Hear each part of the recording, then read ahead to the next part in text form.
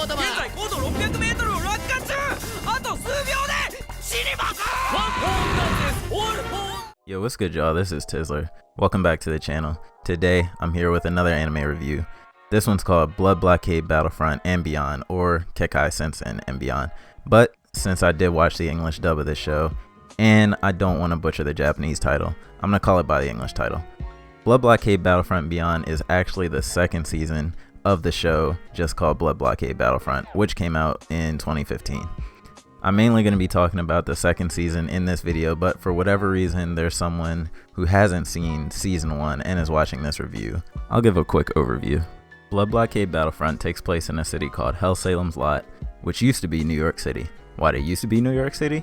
The reason is that a portal to an alternate world suddenly opened up in the middle of the city, and now beings from that world and beings from this world have to coexist together. So, insert goober protagonist here, we have a young boy named Leonardo Watch, whose life is changed forever when he's presented with the all-seeing eyes of the gods by a big mysterious glowing being. As my main man Spidey once said, with great power comes great responsibility. Now it's up to the unsuspecting hero Leo to leave the comforts of his once normal life in order to maintain the balance between the denizens of our world and the other. He's not alone though, since he's assisted by an elite superpowered super secret task force of misfits called Libra, who usually get him out of tight situations at the last possible second. More or less that's the premise of not just the first season but also the entire series. And if you haven't watched the first season, I definitely recommend it if you're planning on watching the second season, as it's a direct continuation. The second season jumps right back into the escapades of the goofy yet extremely skilled bunch of heroes as they go from case to case like some superpowered police task force, keeping mostly the dangerous entities from the other world in check. I really have no idea where the show will go in the future, but as of right now, it isn't really a singular focused plot.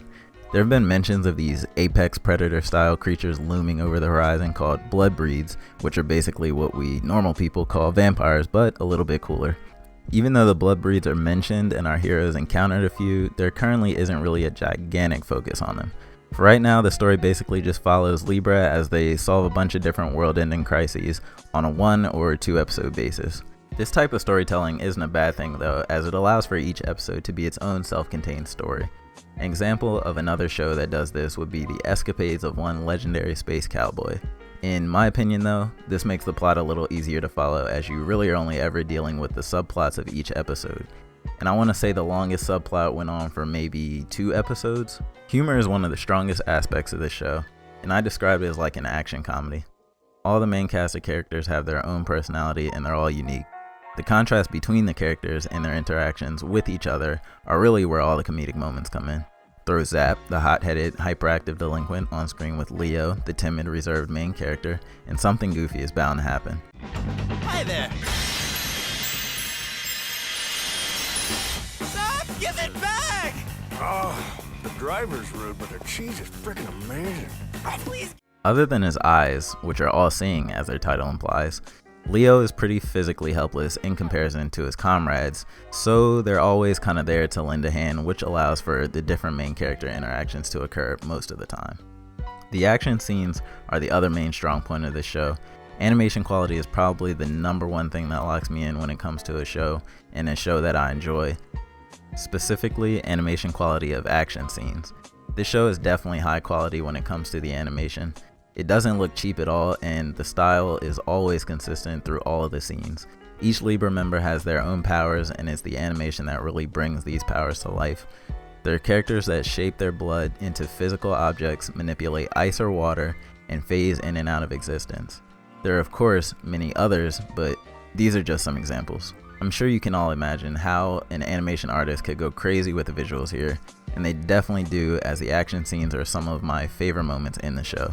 Overall, this is a very solid show that I highly recommend to anybody who's a fan of anime action and comedy. Blockade Battlefront and Beyond delivers excellently in both of these areas, and like I said at the start of this video, if you want to watch this but haven't seen the first season, definitely go watch the first season. But that's it for this review. I hope you all enjoyed this, and as always, feel free to comment, like, and subscribe if you want to see more. I will catch y'all in the next one.